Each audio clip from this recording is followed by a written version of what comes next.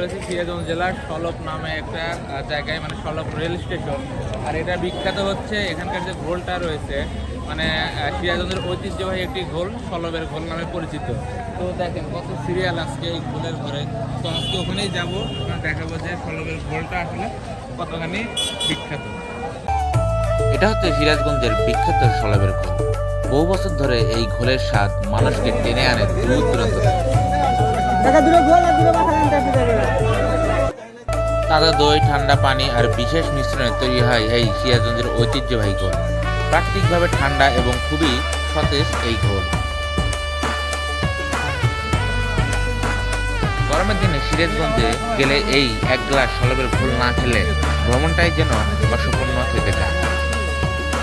এই ছিল সিরাজগঞ্জের ঐতিহ্যবাহী সলবের বিখ্যাত ঘোল। গ্রামের স্বাদ, প্রাকৃতিক ঠান্ডা আর শত বছরের ঐতিহ্য সব এক গ্লাসে।